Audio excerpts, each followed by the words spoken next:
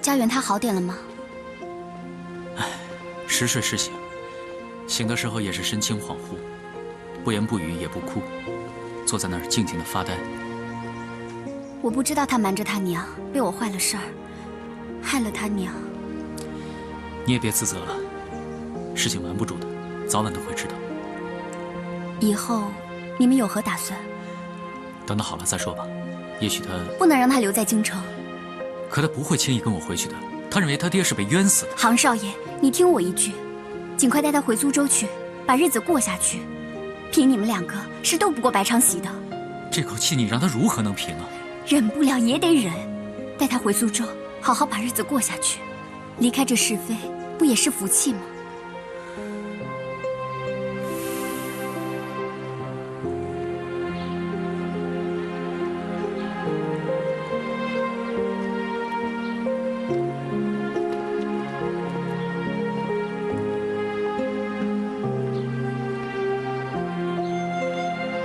圆圆，回去吧，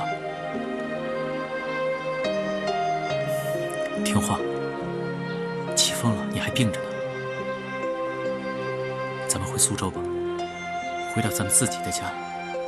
你想哭，想喊，想发泄，都痛快。我知道你心里面苦，总这么闷着，我看了心疼啊。要不，你就大哭一场吧，总有我在的。啊！圆圆，圆圆，圆圆，圆圆，圆圆，姑姑，姑姑。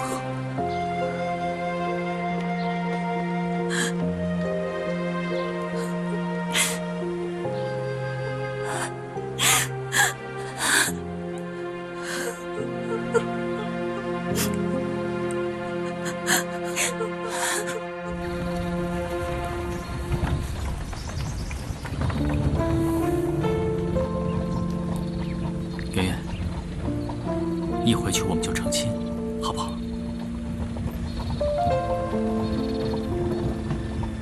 我疼你，让着你，什么都依着你，啊！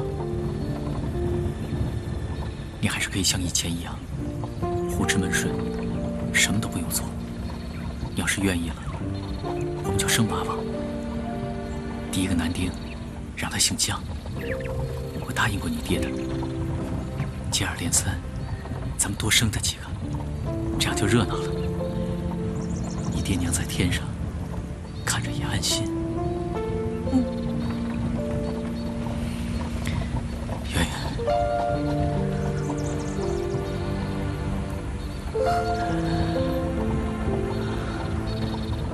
景风，我就只剩下你了。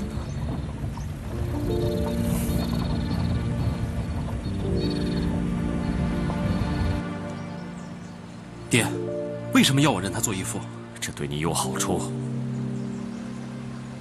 有什么好处？你听我说，儿子。对，我是您儿子，我有父亲。我是个无能的父亲，不能栽培你。可是无论怎么样，您都是我父亲。子不嫌母丑，儿不嫌家贫。我从来不会认为我自己的父亲无能。您怎么会这样想呢？爹不能耽误你。杭老爷说你是块材料。什么材料？别说是因为我能绣。他就看好你能绣。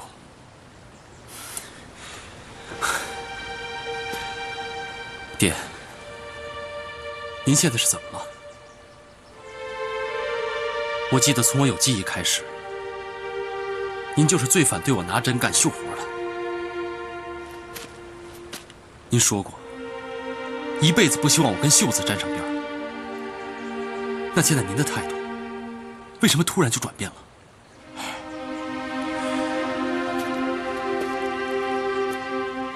今非昔比了。有什么不同？就因为杭建庭的看法，因为他的看法，所以您就改变了态度吗？阿憨，如果你一直跟在我身边，是成不了气候的。如今杭老爷愿意教你、栽培你，是你的机会。更何况，他极有诚意，甚至愿意收你做义子。我不想做他儿子，我根本不喜欢他这个人。为什么？因为他就是个道貌岸然的伪君子。不许你这么说！谁知道他是不是真心诚意想教我呀？他当然是，可是我又不是没看过他教徒弟。他当初教江家园的时候，他根本就是敷衍了事，他什么都没教他，竟敢胡说！你怎么把自己跟江家园比在一起？他是块材料吗？可就算江家园不是那块材料，冲着他杭敬亭跟江学文之间的交情，他也不应该敷衍了事啊！他对自己的至交都能够如此，他这个人还能够信任吗？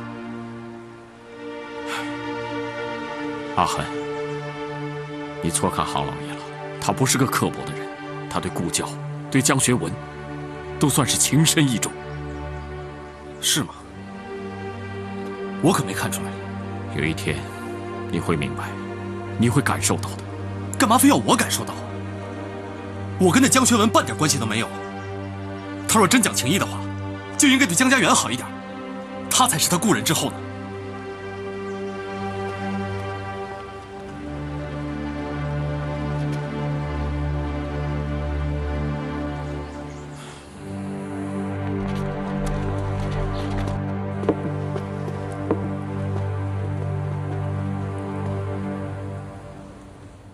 你们小心点啊！哎，注意点，别刮坏了。哎，留神留神！哎，为什么要拆这块匾？阿恨，你怎么来了？为什么要拆这块匾啊？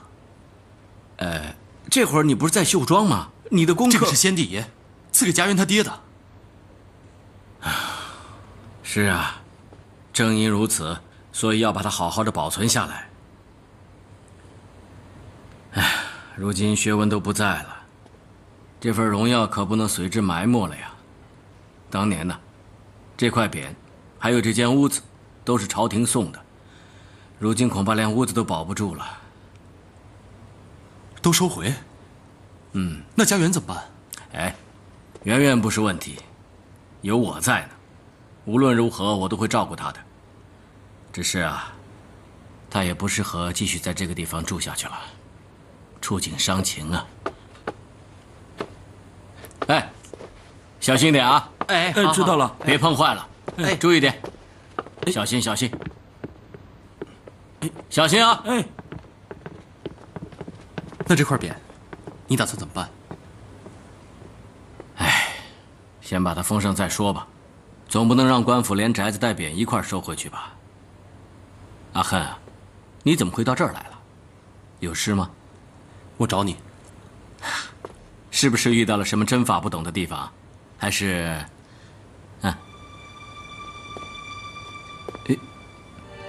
我不想做你的义子。不想？是，我不想。为什么呢？因为您自己有儿子，我也有爹。哎，好儿子不嫌多呀。就算我不识抬举，不识好歹吧。阿恨，你可别这么说呀。真的，就算您认了我，您的家里人、夫人、景珍小姐，他们也不会认我的。你也会被夹在当中为难呢。怎么？是不是他们为难你了？没有人为难我，是我自己不想。啊？我先走了。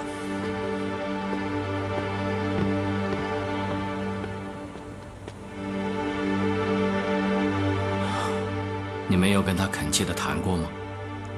自然是谈过的，但他执意不肯。哎，他自小就是这个性子，这点与江学文大大不同。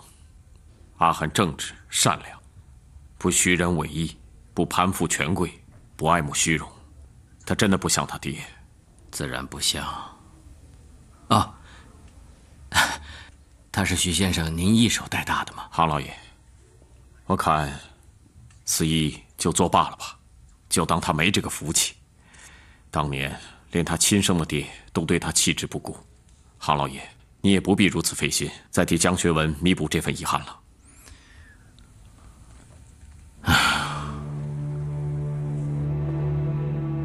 徐先生啊，当年令妹不曾对你提及什么吗？我常年在外地做工，很少回去。等我回到老家时，孩子已经落地，蒋学文已经不知所踪。我妹妹迟迟等他，实在是不堪。最终，在他死之前，你都不知道阿恨的爹是谁吗？他没跟我说。为了保护蒋学文，他知道我会杀了他，直到他死前才说出来。哎，那为什么你不立刻带着孩子找过来呢？山高路长，云南距此，何止千里之遥？10几年来，我的内心始终矛盾。我想让阿恨认祖归宗，又不想便宜了蒋学文，更怕那个伪君子胆小怕事，见到自己的亲生儿子，他也不敢认。这岂不更伤了阿恨？我恨不得亲手杀了他。愿念及阿恨年幼，若我犯事，他就再无所依。这么多年来，每每我午夜梦回的时候，我就彻夜痛苦难眠。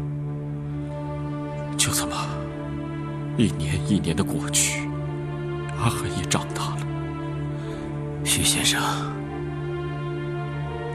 难为你了。总算是老天有眼，蒋学文得到了报应。可怜了阿恨，一辈子喊不到一声他的亲爹。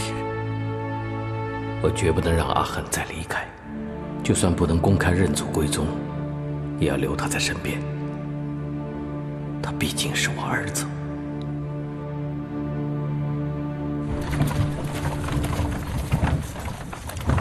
少爷，很快就到镇上了。圆圆，到家了，前面就是。停下！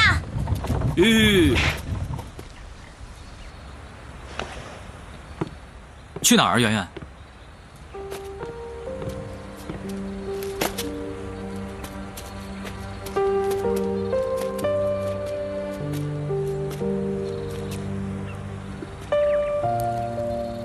我领我爹娘回家，不能把他们活着带回来。死了，我也要自己引路，把他们带回家。爹娘，咱们回家了，前面就到了，别怕，一会儿就到了。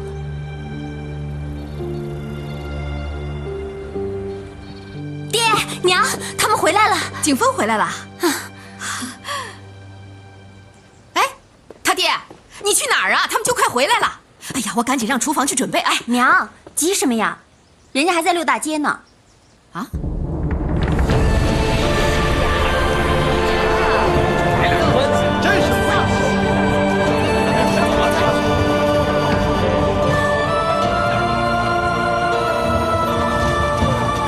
爹，这就是福喜园了。您最爱吃这里的酒酿汤圆，以后我天天买给你吃。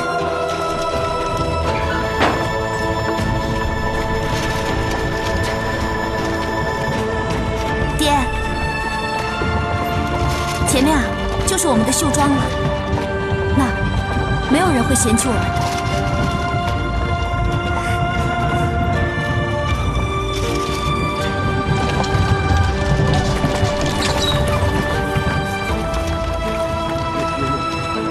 爹，到了。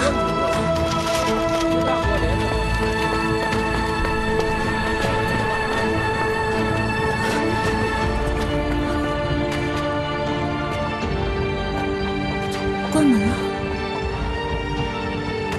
爹不在了，他的绣庄也关门了。快过年了，自然该歇业了。咱们回去吧。爹的绣庄。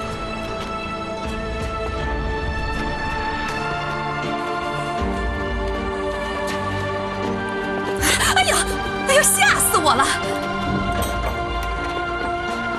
唐景芳，你给我过来！我问你，你这是干嘛呀？啊，大不孝啊你！爹娘还健在呢！啊，你倒急着替别人赶棺材。哥，你也太不孝了吧！大过年的领2具尸体回来，你也不怕触霉头啊？你们小点声！我触什么霉头？叶落归根，我是陪着圆圆回故土安葬她父母，有什么不对啊？哎呀，瞧你啊，还有理了！我当然有理了，还是爹让我把她接回来的。是让你去接人，可没让你像孝子一样把尸体也接回来啊！咱们可不是丧家。于情于理，我不能放着他不管吧？那是他爹娘，若没出事的话，我今天要喊他们一声岳父岳母。可是如今出事了嘛，那我更不能翻脸不认人了。你们不知道，圆圆这一路上她有多苦。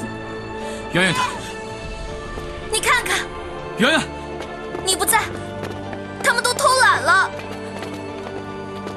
怎么没人呢？哎，人呢？他在跟谁说话呢？啊，人都死了。爹，你出来管管他们呀！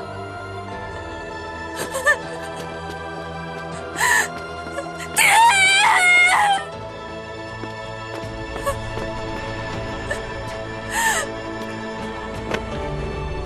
圆圆，圆圆，圆圆，圆圆，圆圆！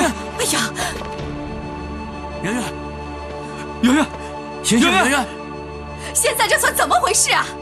把他给弄回家来，还替他办后事，这年还过不过了？年年都有年可过，不差这一年。平常倒霉我也就算了，可是这大过年的就不准再触我的眉头了。白雨晴，爹，别老对娘吹胡子瞪眼的。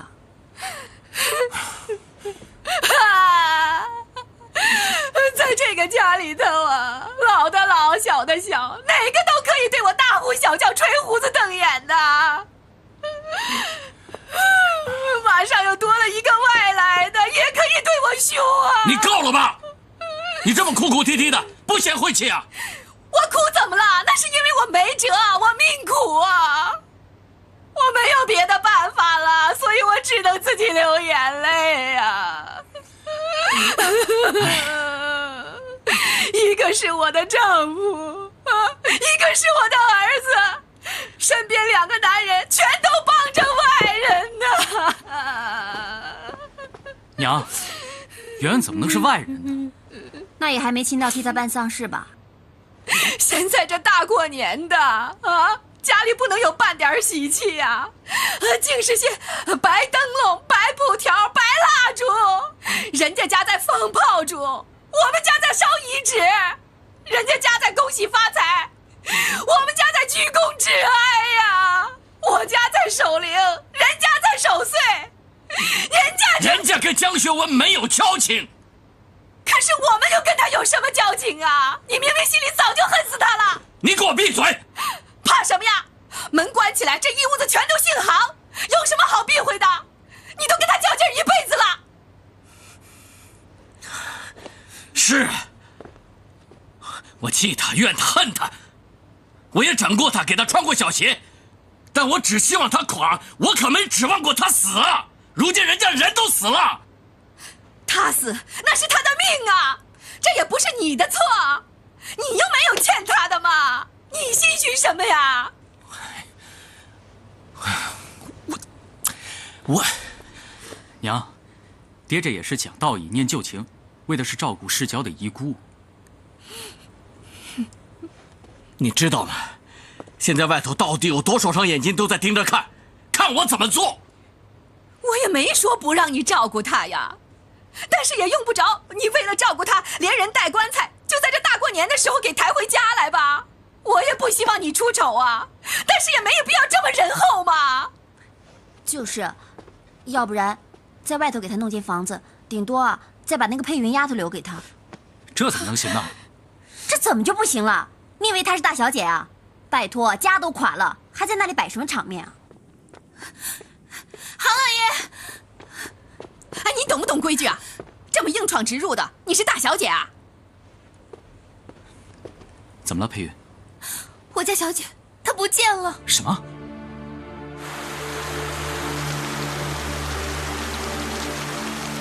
爹，不喝吗？这是圆圆煮的。爹，你在怨我吗？是圆圆无能，救不了爹娘。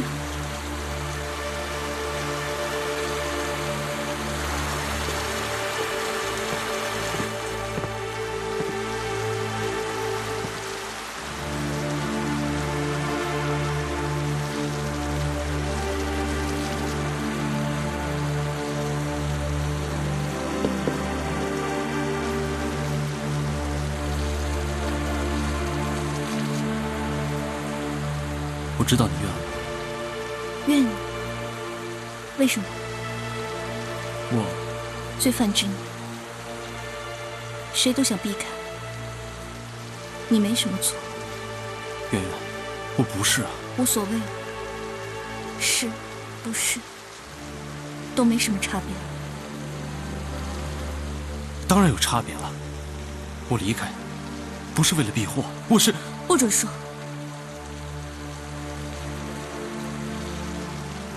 我喜欢你。我不稀罕你的同情。我不是同情，是爱。圆圆，我爱你，是真的。我离开的时候给你留过一封信，上面写的明明白白的。我不知道你娘会出事，如果我知道，打死我也不会离开你的。后来我知道了，我决定留下来，我要守着你。阿赫，你以为你留下来，事情就会改变吗？你错了，你留你走，我娘她都不会复生。你走错了时机，再留下毫无意义。你恨我？恨。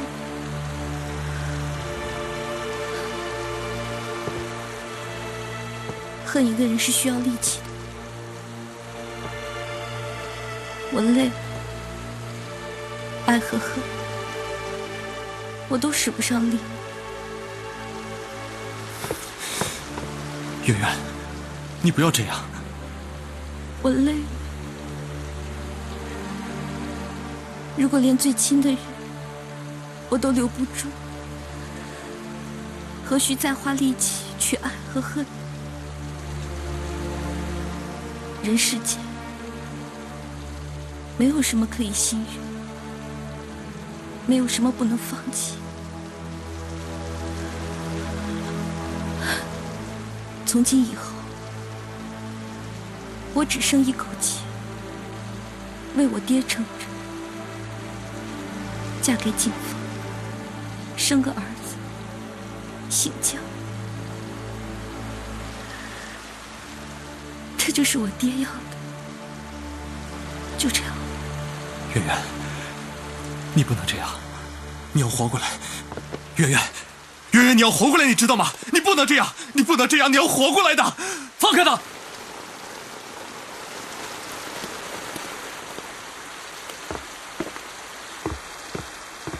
圆圆，咱们回家啊。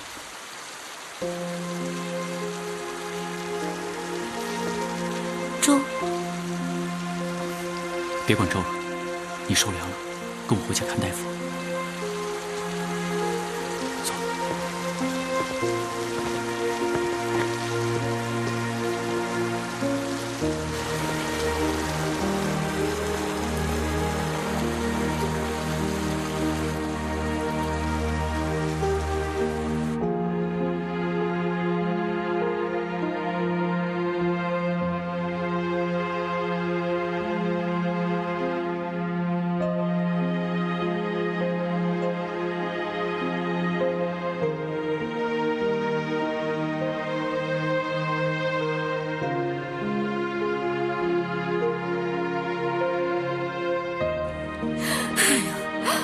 好了吧，死人的事都还没弄明白呢，现在又带个伤病不死的回来了。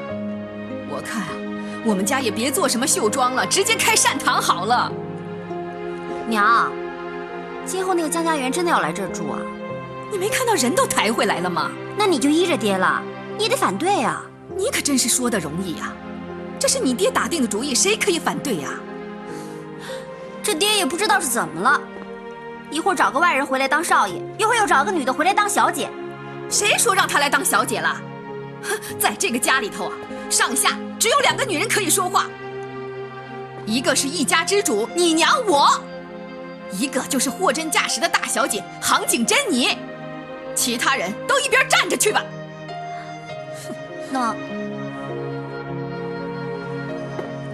那他要是来了，你要怎么对他？识相点，他就该知道自己是什么身份。寄人篱下，他还想我们怎么样啊？我拿他当尊佛一样供起来，好不好啊？是这样啊，等着瞧吧。大夫啊，麻烦您立刻开方抓药，我让家人跟你一块儿回去拿药。哎，不急，病人只是受了点风寒。哎，不能耽误。佩云啊，你陪大夫回去拿药。是。圆圆，你没事吧？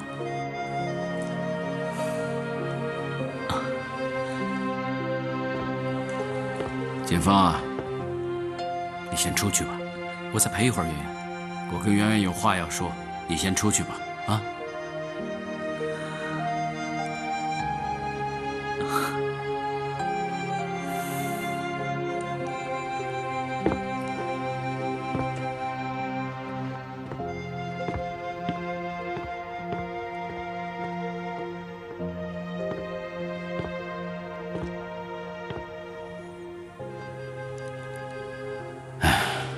圆圆啊，杭叔，哎，躺着，先躺着啊。圆圆啊，受苦了。哎呀，谁也想不到事情会闹到这样的地步。我爹含恨而终，他是被冤枉的。薛文他心思太烈了。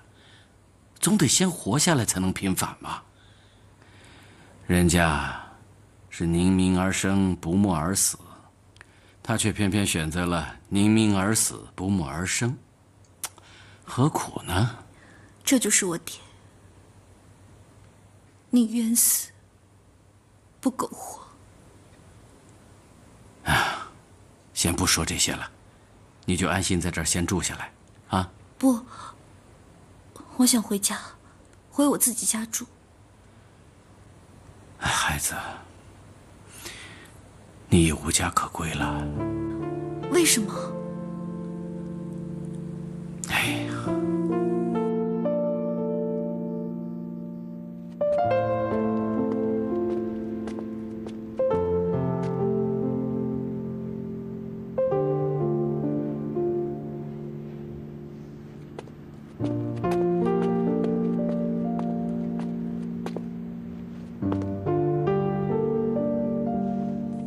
他没事，只是受了风寒。就算有事，也跟你没关系。你的那封信被我烧了，他还没看到就被我烧了。你凭什么烧我的信？你凭什么写那样的信给我的未婚妻？你3番2次的找着种种机会靠近她，我都忍下不说了。这次你居然写出那么大胆露骨的信。那一页是哪一页？为什么他那一页在你的房间？你们到底发生了什么？我们什么都没做，什么都没做，值得你们这么缠绵悱恻、恋恋不舍？什么都没发生，会让你这么欲走还留？说要走了却还留下？你们肯定……你龌龊，你才龌龊！常在河边走，哪能不湿鞋？怪不得你上次挺身而出，证明他是清白的。原来他的清白是毁在你的手上。你敢侮辱他！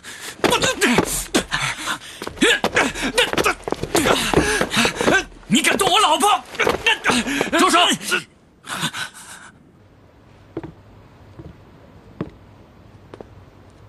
说，为什么打架？看你们2个人都往死里头打，到底有什么深仇大恨让你们打成这样啊？金凤，你说。没事。阿恨，你说。没事。没事你们都能打成这样，那有事还不动刀子？你们俩不说呀，我都知道，不就是为了江家园吗？圆圆的事他沾不上边，他没资格。你们两个，就可怜可怜那姑娘吧，父母双亡，无家可归，都到了这个节骨眼了，还得为你们背上一个不和而打架的骂名。他倒不倒霉啊？你们这到底是爱他，还是害他呢？知道了，以后不会了。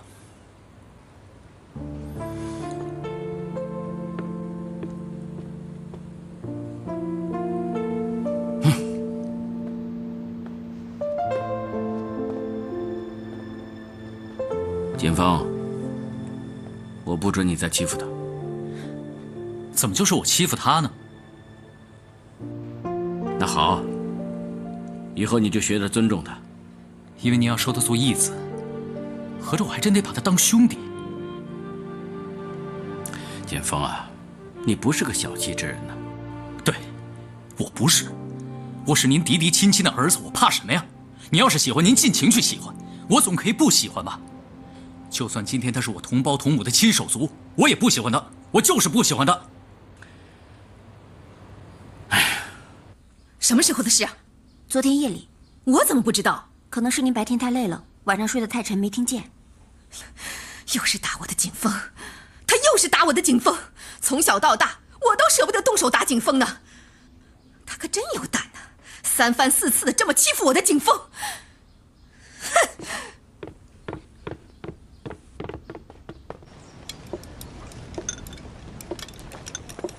这2天干活啊，可累死我了。就是啊，好累啊。来，你可得多吃点。这个不错。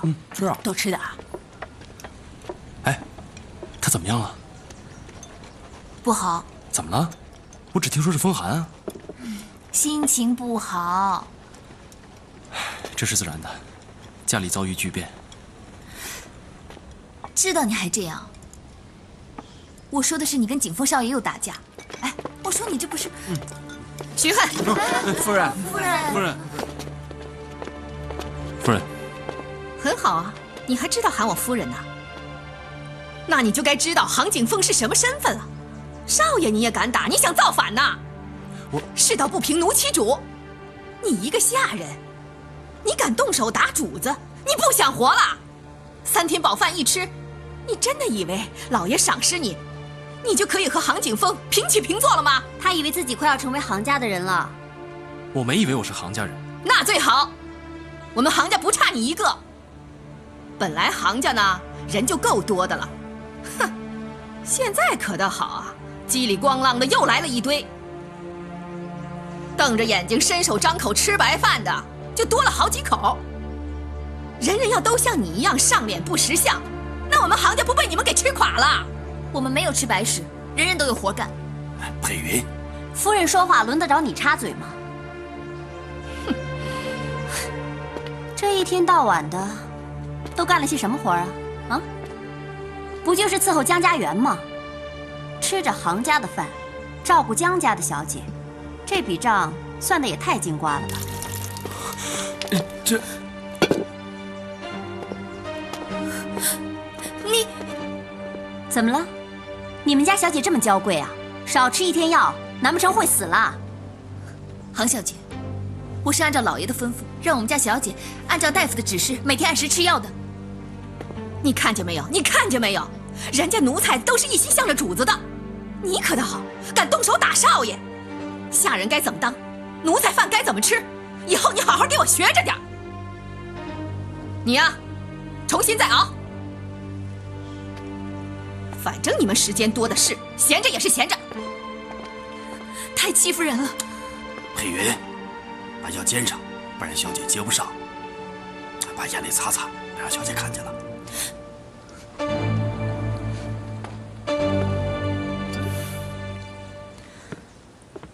喝药了，小姐。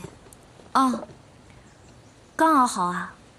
哦，我刚才不小心把药打翻了，重新熬了一遍，耽误了点时间。人在人情在，爹一走，官府就把房子给抄了，真是世态炎凉。快喝吧。幸好有行家，否则咱们连个栖身之处都没有。杭老爷人好，其实景风也是不错的，最起码他也同意让我们搬进来了。这屋子本来是景真的，景真也挺好的。趁热喝吧，都凉了。哎，对了，佩云，趁我家屋子还没被收回去，咱们赶紧回去把那块匾拆回来，好不好？你还不知道吗？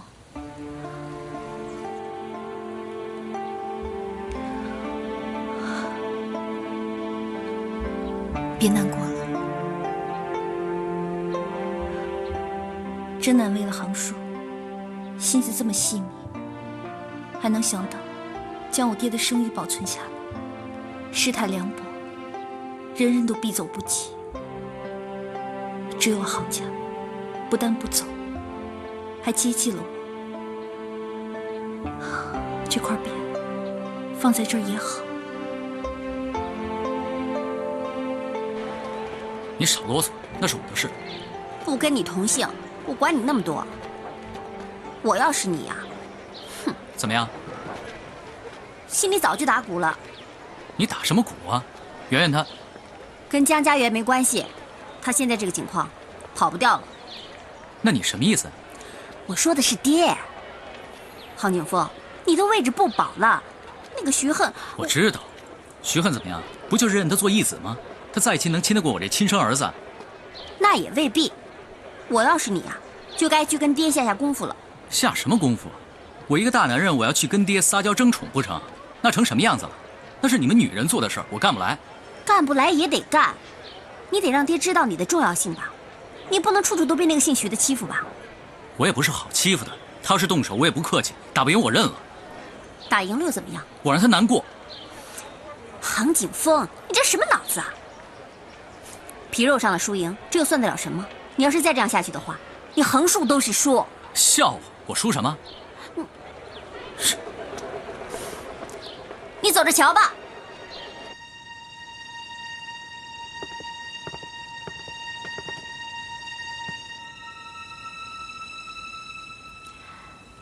看到没有？那里可是你的位置。那不就是个座吗？偌大个绣庄，还怕没我位置？这绣庄虽大，可爹爹的心只有那么大。长此以往，爹爹的心里还能有你的位置吗？向来那个位置是只有你杭景峰才能做的。采光好，通风，视线又好，虚衡全局，连我都做不到那儿。小家子气。杭景峰，如果是你，我认了。他算什么东西啊？爹非但把你的位置给了他，不信你可以上前去看一下。爹把珍藏的绣谱，那可是私房货，爹都舍得拿出来让他临摹。难道你现在还这么固执地认为，你的位置不会被他取代吗？不会。你别嘴硬，告诉你，搞不好到最后，爹会连你的媳妇儿都让给他。我说的难道一点都不对吗？你想想，你和江家园这门亲事，已经不被人稀罕了，再加上娘又不喜欢江家园，江家园又跟那个徐恨，仿佛有那么一点关系。依我看，搞不好爹真会把江家园让给他。反正这种顺水人情，爹最会。你有完没完？碎嘴子！结婚？对，我想及早。哎呀，你急什么呀？眼前这个光景啊，你还怕他跑了不成啊？你放心吧，没人跟你抢。哎，话也不是这么说，只是现在时机不对啊。怎么不对了？他还带着丧守着孝呢，连孝服都未脱呀。那可以一切从简啊。你何必这么着急呢？白事未过就披嫁衣，在他心理上，他也一时难以调试过来吧。我想他心里是愿意的。他当然愿意了，今非昔比了嘛。我看他还能像以前那样大声地说退婚，退婚，退婚，哈，退到哪儿去啊？退无可退了吧？好了好了，小声点。哎，我干嘛要小声点啊？这可是我的家，我在我家的屋檐底下，哎，我爱说多大声就说多大声。娘，哎，锦峰啊，现在真的不是时候。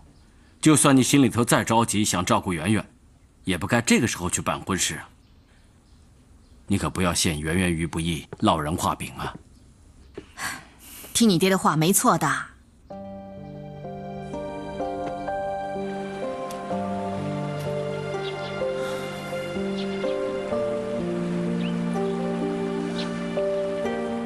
锦峰，你扣了我一封信。